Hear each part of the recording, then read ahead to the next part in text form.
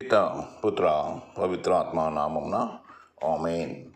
క్రీస్తునాథుని యందు మిక్కిలి ప్రేమ గల ప్రియమైన సహోదరి సహోదరులారా, ఈరోజు మనము మార్కు శుభవార్త 3వ అధ్యాయము 20వ వచనం నుండి 35వ వచనం వరకు మనం ధ్యానిస్తున్నాం. ప్రియ సహోదరి సహోదరులారా, ఈరోజు ప్రభువు బెల్జబూల్ గురించిన సమస్య గురించి చర్చిస్తూ ఉన్నారు. అంటే ప్రభు ఇల్లు చేరగానే తిరిగి జనసమూహం గుమికూడి ఉండటాన్ని చూసి భోజనం చేయడానికి వీలు పడలేదు. కాబట్టి ఆయన ఏం చేస్తున్నాడంటే కుటుంబ సభ్యుల విషయాన్ని విని ఆయన మతి చెల్లించిందని ప్రజలు పలుకుతూ ఉన్నప్పుడు ఆయన అక్కడి నుండి తీసుకుని వెళ్ళటానికి వచ్చారు. అయితే యెరూషలేము నుండి వచ్చినటువంటి కొంతమంది ధర్మశాస్త్ర బోధకులు ఆయనకు బెల్జబూల్ పట్టినదని, పిశాచాలకు అధిపతి అని, వాటి సహాయంతోనే ఈయన దెయ్యాలను వెళ్ళగొడుతున్నాడని ప్రచారం చేయడం మొదలుపెట్టారు. అయితే ఆయన వాళ్ళని చేరబిలిసి ఒక ఉపమానాన్ని తెలియచేస్తూ ఉన్నాడు.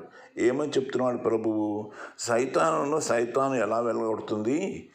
ఒక రాజ్యంను తనకు తానే విరోధంగా వేరుపరిచిన ఎళ్ళ అది నిలువజాలదు కదా. అట్లాగే కుటుంబం తనకు తాను విరోధంగా వేరుపరిస్తే అది ఎలా నిలబడుతుందని చెప్పి ఆయన ప్రశ్నిస్తూ ఉన్నారు.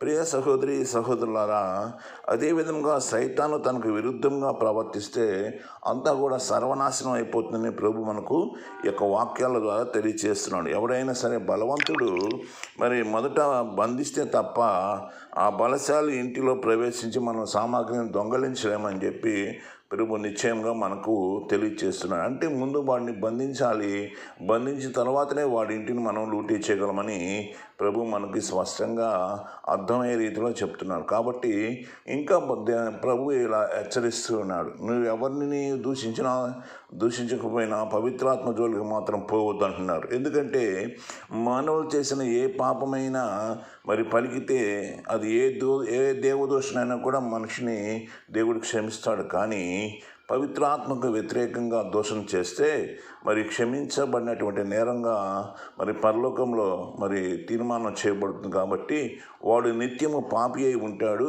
వాడు ఎలాంటి క్షమాపణకి అర్హత లేదు. కాబట్టి పవిత్రాత్మ ఎప్పుడు కూడా దేవుని యొక్క శక్తిని మనకు తెలియచేస్తుంది.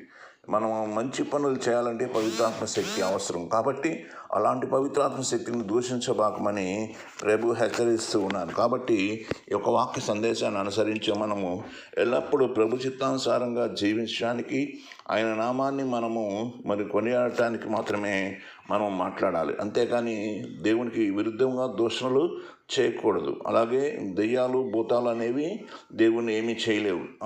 మనము ప్రభు చేసినటువంటి పవిత్ర కార్యాన్ని విశ్వాసంతో నమ్మి ప్రభు చిత్తానుసారంగా జీవించడానికి ప్రయాసపడదాం. ఈ వాక్యం ద్వారా మనందరినీ దేవుడు పితా పుత్ర పవిత్రాత్మ నామమున ఆశీర్వదించి కాచి కాపాడునుగాక. ఆమేన్, ఆమేన్, ఆమేన్.